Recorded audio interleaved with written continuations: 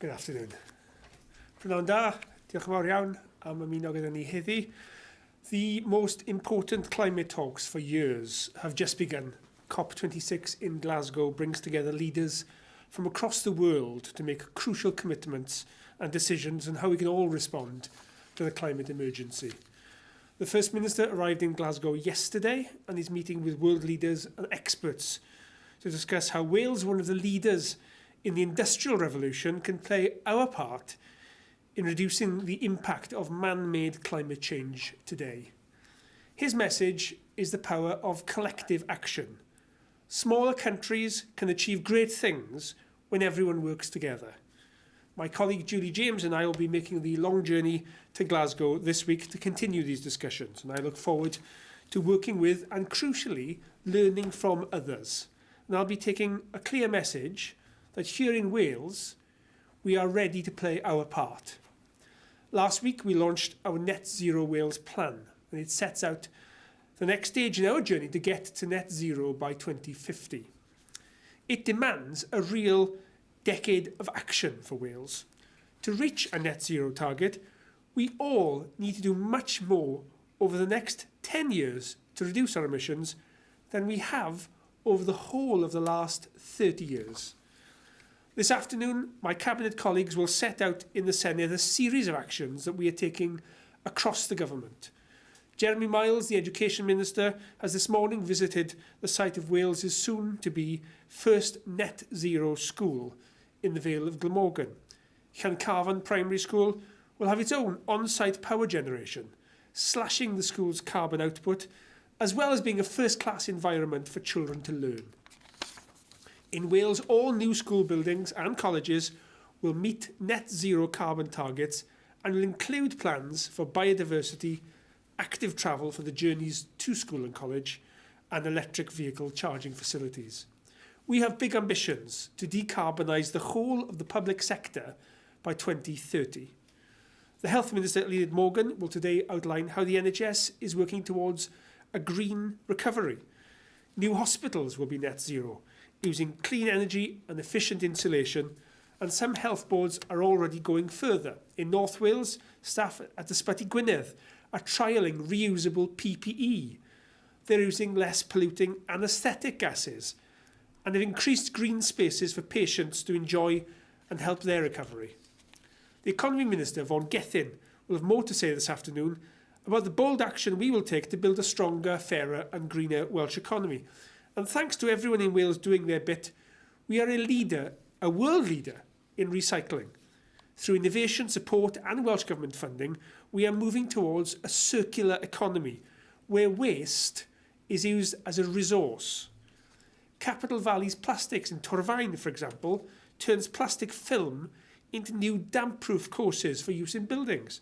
This shows how Welsh businesses can transform waste material and use it for something that we need. Of course, we need a Team Wales approach to meet this ambitious goal of it being a zero waste nation by 2050. We're also taking immediate action to make our homes more energy efficient. The new 20,000 homes for rent that we're committed to building over the next 5 years will be built to high environmental standards, which means they can be kept warm without the use of fossil fuels. And today I'm announcing an extra £150 million to improve the energy efficiency of existing social homes in Wales through our optimised Retrofit programme. This investment will not only reduce emissions, but it'll cut the energy bills of people who live in them. And we're already trialling heat pumps, intelligent energy systems, and solar panels with battery storage. We're taking a whole homes approach, which assesses what works best in individual homes. The programmes will see homes become well insulated, that heat will no longer escape and go to waste. Today's announcement will help thousands more families to be in warm homes and, crucially, support a just transition to help towards decarbonisation. So we want to and need to do more, but we've made, I think, a pretty good start. But of the things that we must do to meet the climate emergency, there are opportunities too, and we're determined to use the investment that we have to make to boost Welsh businesses and improve Welsh communities. Successful bids for new funding will need to demonstrate how they've adopted a Wales-first approach through local supply chains. We expect to see Welsh timber being used in retrofitting work. Timber that not only absorbs carbon as it grows, but displaces, swaps out carbon-intensive concrete in houses. We want to see applications which boost green skills in the workforce to make the most of carbon-free materials. And we want to fund energy-positive homes, where people's homes generate enough energy for their own needs and sell surplus energy back into the grid, putting money directly into people's pockets while also providing green energy for others. Bidding for the latest round of funding opens this week, and I would encourage social landlords to put forward their bids so we can work together to help the people who need our support the most. So we are outlining today the start of an ambitious journey to be net zero. Our overall investment in climate and nature emergencies is more than £250 million in this Senedd term. Our full budget, to be announced next month, will speed up the delivery of our net zero targets in a number of ways, including by investing in community-owned renewable energy projects, making good our promise to generate a national forest for Wales that everyone can enjoy, and by supporting businesses to adapt to a greener future through our Circular Economy Fund. Finally, although we have set out and have started to deliver a net zero plan for the next 5 years, we know we don't have all the answers that will get us to 2050. By working with and learning from others across the world, including at COP26, we can find innovative solutions to the challenges we face and deliver a stronger, fairer and greener Wales for future generations. And I'd encourage everyone to think about how we can work together to meet our net zero challenge to bring wider benefits to Wales and the world. Diolch yn fawr iawn. Now, happy to take questions from journalists. And first is Felicity Evans from the BBC. Felicity. Minister, thanks very much indeed. Could I start with your announcement of £150 million towards the retrofitting of social housing? You've acknowledged that it's just the start, and with more than 235,000 social rented dwellings in Wales, the bill is obviously going to be much larger than that for doing the entire estate. Do you have a figure for how much it will cost to do every social rented dwelling in Wales, and how far are you away from that right now? Well, I think the approach we are taking is a sensible one. What we're doing is we're experimenting, because every home is different. Now, we've heard from announcements of the government in London of grants for heat pumps, and we know they are nowhere near enough to cover the cost of heat pumps. A £5,000 grant for a typical cost of a £20,000 fit. Now, that's just trying to grab headlines. That's not serious policy. What we want to do in Wales is to get something that works.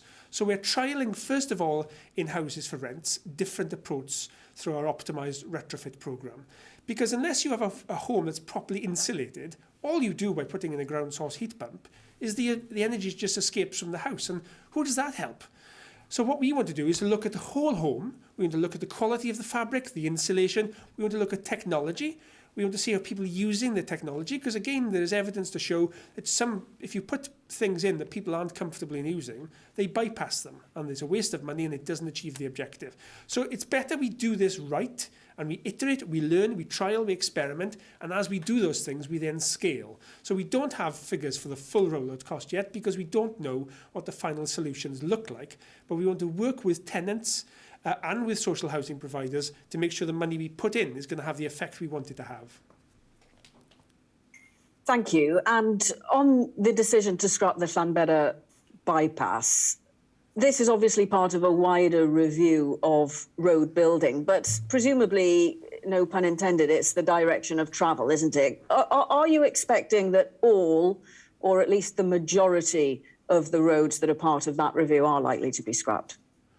Well, transport accounts for about 17% of our emissions, so transport has to play its part in getting us to net zero. Now, we know that new roads, which have been the default go-to solution for any transport problem for 70 years or more in this country, not only generate emissions from building of them, the embodied carbon in the concrete that goes down, but also they generate extra journeys, new traffic. And we've seen that over decades. The roads just get busier and busier, and we keep building more and more roads to cater for them. And so we go around the circle. And at some point, we need to say, this is not working. We just pause, reflect, and take a different approach. We can never have enough money to go into public transport to give people a genuine alternative to the car if we keep doing what we've always done and investing all our spare capital in building more roads, which makes the problem worse. Now, we have scrapped the M4. We've now also scrapped the bypass in Llanbedr. This is an independent process, though, and I've said I don't expect all road schemes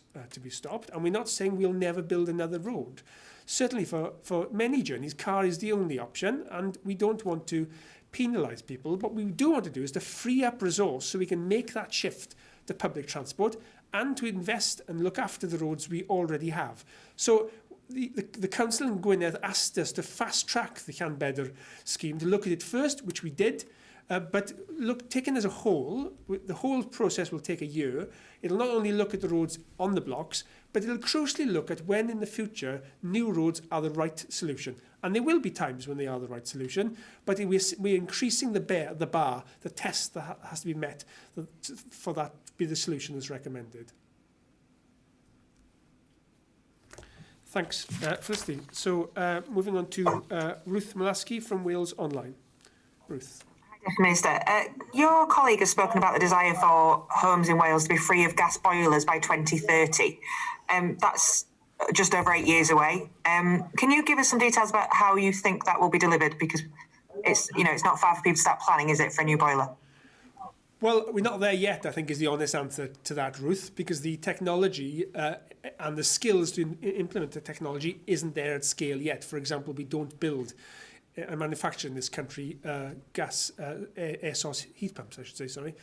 So we know the direction of travel we want to get in. The answer I gave a second ago about our optimised retrofit programme is part of the way we get there, because we have to have good insulation. We have to make sure that the energy isn't leaking out, and then putting in the best heat source for that house is obviously part of that. So that's something, we don't have any solid announcement to make on that yet. It's part of our plan to get to, but we're feeling our way to get there. Thank you. And can I ask a slightly different question? On in England, the UK government have now announced that anyone over 50 who needs their COVID booster and is 6 months apart from their last jab can now go to a walk-in centre. Is that something Welsh Government is looking at? Yeah, we want everybody who hasn't had a jab to have a jab, and they can certainly go into walking centres where they're open. We have now delivered some 600,000 boosters in Wales, so we're making excellent progress. And if people haven't had an appointment, it's definitely worth making contact with the health board to see if there is any spare capacity for them to turn up. And we know that vaccination remains our single most effective weapon against the pandemic, and as time passes, immunity wanes. So it is crucial that as many people as quickly as possible have their booster jab. Thank you. Thanks very much, Ruth. On to Rob Osborne then from ITV Wales. Hello again, Minister.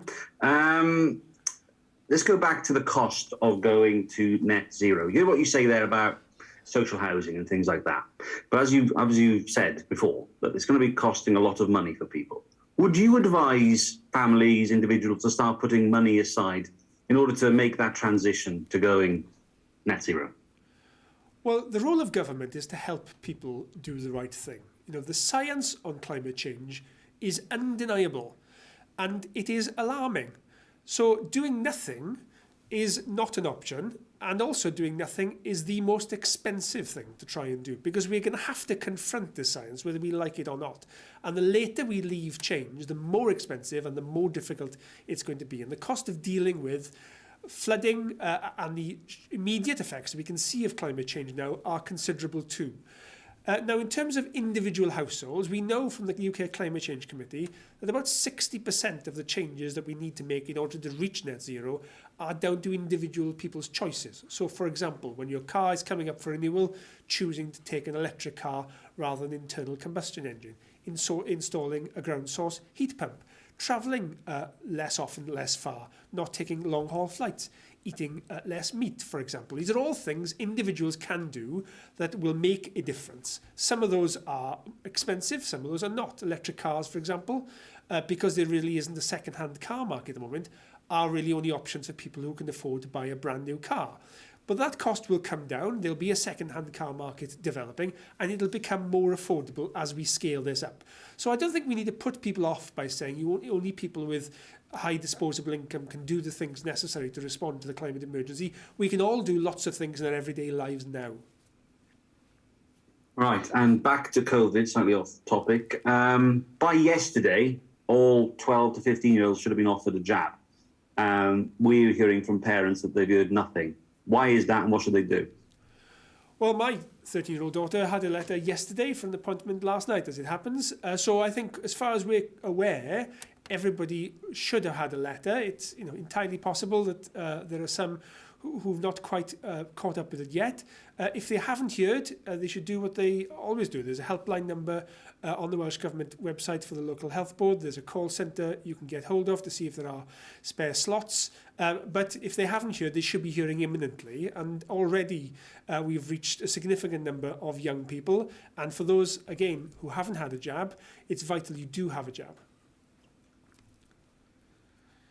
Thank you, Rob. To Dan Bevan at LBC. Thank you, Deputy Minister. Good afternoon to you. We've heard a lot about the language that's been used at COP so far, in particular comments from the Archbishop of Canterbury comparing politicians who ignore climate change to those who ignored Nazi Germany. Now, of course, he's apologised for those comments, but do you feel like the language that's been used so far has been alarmist and it threatens alienating people who need to be won over on this argument? Well, it's a very difficult balance to strike, Dan, isn't it? Because the science is alarming. And people have been struggling for a long time to find the right tone to communicate to people the level of serious threat that climate change presents. And let us be very clear about it. Within 80 years, if we do nothing, the life support systems that we depend upon will be destroyed. And something like 70% of the world's population will not be able to be supported in the life they've become used to, indeed, to have food or land to live on. So this is alarming. Now, we, all of us in positions of responsibility, struggle to find the right language, and communications experts have been telling us not to speak in apocalyptic terms because it puts people off and people feel overwhelmed and they don't feel that they can make a difference. And, the science is very clear. We can stop this, we can manage this, some of the change is baked in, but the worst of it is preventable if we take action now.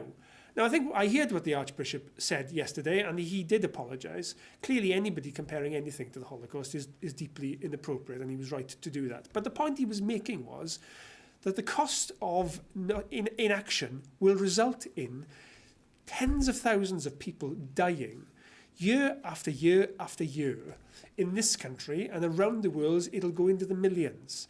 And that is of a scale that we've not seen before in history, and the decision makers who are making short-term trade-offs need to bear in mind the cost to society of not acting. And that's why he spoke in alarmist terms, and I can understand his distress. And of course, we've had our first sort of major policy breakthrough coming out overnight regarding the deforestation policy. But Coed Cadw here say that Wales should be upping tree planting by tenfold, but not only that, also protecting existing woodland. Do you believe that the Welsh Government is currently doing enough to protect green spaces? Well, it's even worse than that, Dan. We don't need to increase our forestry by tenfold. We need to increase our forestry by 15-fold. And I've been working closely with Coed Cadw as part of a deep dive exercise to understand how we plant more trees. By the end of this decade, in Wales, we have to plant 86 million more trees in order to absorb the carbon that we're emitting, but also to tackle biodiversity loss. We are not just facing a climate emergency, we are facing a nature and biodiversity emergency too, and tree planting is a really important practical thing that we can do now to help address that. both for creating timber to build those houses, so rather than using concrete, we use Welsh wood, that'll reduce carbon emissions, but also for local communities as well. And the benefits are multiple. And in Wales, we have a plan to do that, and also we're taking action now. So for every child born in Wales, we plant a tree in Wales. We also plant a tree in Africa, because in developing worlds, they're facing the impacts of climate change now, and these are the countries that have done the least to cause it. Through working with the Size for Wales charity, we have planted 15 million trees in Umbala in Uganda, showing our acts of responsibility around the world for the contribution we, as one of the first industrial countries, have made. Practical things we're doing, but we need to do far, far more, and we need to do it quickly. Thank you, Dan. And to Gareth Wyn-Williams from the Local Democracy Reporting Service. Oh, there. The decision to scrap the long-awaited Llanbedr bypass has led to much criticism, with the leader of Gwynedd Council claiming that rural Wales has been sacrificed on the altar of climate change, where the real problem and the answers lie in our urban areas. Now, being a part of Wales where public transport and indeed existing roads aren't exactly the best, what would you say in response? Well, I met with the leader of Gwynedd Council yesterday before we made the announcement, and I completely understand that he's disappointed. I think his comments are not right. We cancelled the M4 around Newport, it should be said, which is not in rural Wales, and it has his request that we fast-track this application. We're looking at all road schemes in Wales, not just schemes in rural Wales. We announced this one first because they needed a decision made quickly. And I would also say to Gwynedd County Council, they declared a climate emergency, as did most councils around Wales, as did our Senedd. And it's no good leaders and decision makers signing up to the principle of taking action on climate change.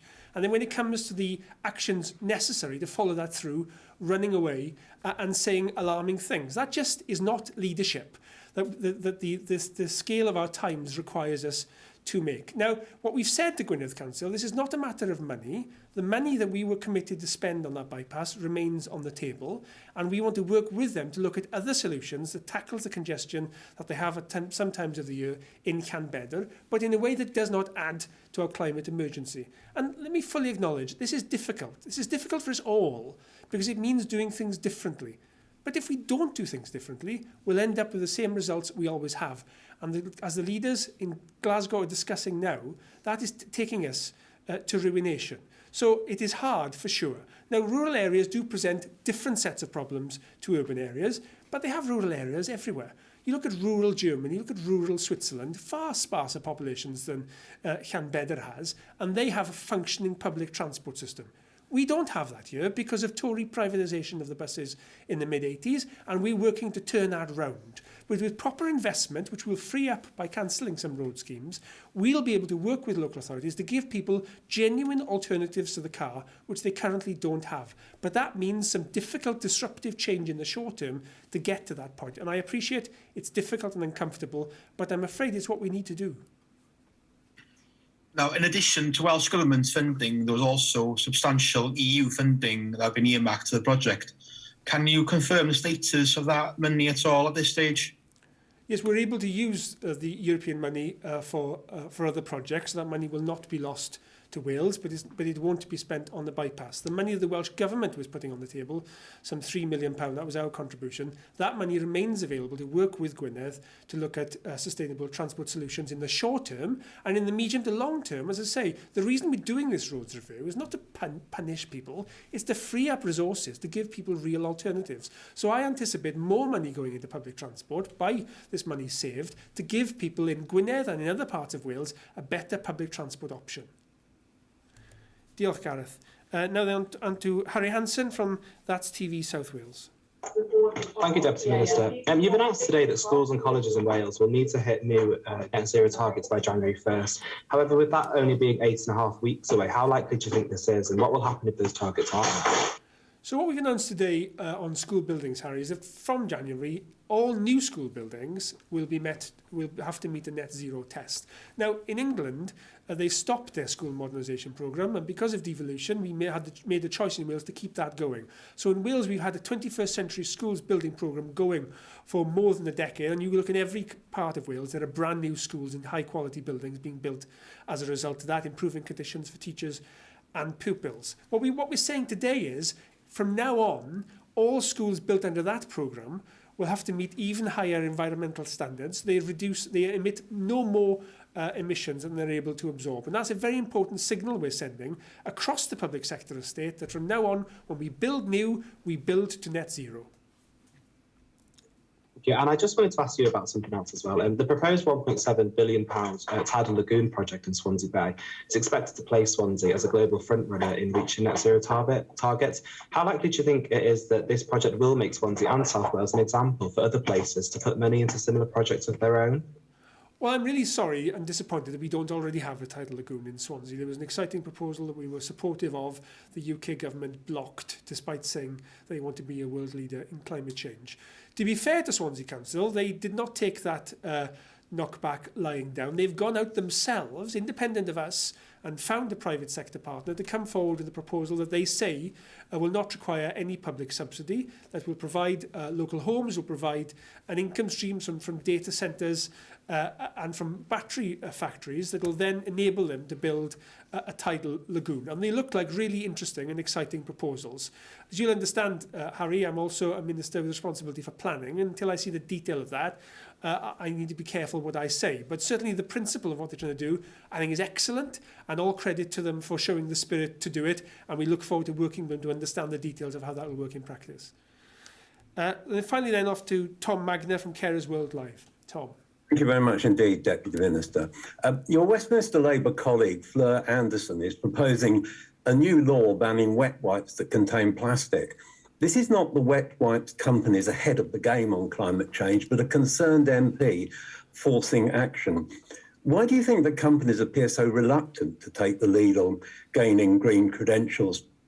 And what specifically will you do to urge businesses across Wales to lead from the front on climate change rather than the Welsh Government having to keep pushing from behind? Well, this is a big challenge for everybody, Tom, moving to a world where resources have been aplenty to a world where resources are much scarcer and have an environmental impact. I saw for myself recently, I went on a beach clean in Cynhadledd with the Marine Conservation Society and saw the impact that wet wipes were having on the marine environment. And you know, it's amazing how resilient these things are. They go through the whole processing system and they come as furry balls, which then are polluting our beaches and are being ingested by animals. So they are a menace both to our water system, but also to our sewage system as well, causing immense damage and blockages, and causing us higher bills as a result. So we need to see a transition where industry stops seeing things as disposable and throwaway, this quick buck mentality, and start to understand the cost and the value of the resources that we're using. That's why we're talking about moving to a circular economy, where we're not throwing away things, we are reusing and recycling all our resources because they are scarce, and simply throwing them away is adding to our climate emergency. So business absolutely has to play its part in that, and government has to play its part through regulation to force their hand. And I think this member Labour Party MP today is bringing this forward proposal is the right thing to do. Thank you. Another concern among our viewers is that they hear politicians, not just in Wales, but across the world, seemingly putting off hard decisions, something by 2030, by 2040, by 2050, when they tell me that some action could be taken straight away. Many are saying they suffer health issues from wood burning by neighbours, that's bonfires and stoves. Why, they ask, can't you ban wood burning immediately? That's something people can do straight away, to not have a bonfire, for example. And if for some for whom stoves are the only form of heating, put up money urgently so they can make the change. Thank you. Well, changing our behaviours and the way we think about things, Tom, is at the heart of responding to climate change. And some of these things are habits that are ingrained.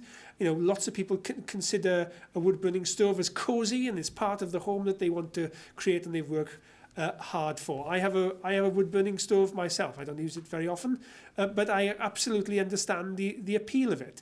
And getting people to think differently and act differently is the challenge we have. Now, we can try and do that through laws, through sticks, or we can try and do it through behaviour change, through education, and through negotiation with people. And it needs to be a bit of both. So we certainly have plans through our Clean Air Act that we'll be bringing forward in this Senedd term to look at clean air zones and the impact that our individual behaviours make. I've already mentioned the contribution buying an electric car can have in local air quality, for example. So there are lots of things we as citizens and consumers can do, and there are things that government have to do. And always the balance these things is government is too scared about going too far ahead of people, because you then get a backlash, and then you don't get people doing what you want to do. You don't get the cooperation. So we've got that very difficult balancing act to strike between nudging people. And I think, I think the philosophy for tackling climate change is to make the right thing to do the easiest thing to do. And that goes right across the picture. And that's what we're working on, Tom. But it's not easy,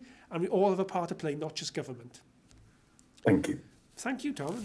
Nice to meet you after seeing you on these press conferences for so long. Well, thanks all very much, and we'll see you next time. Diolch.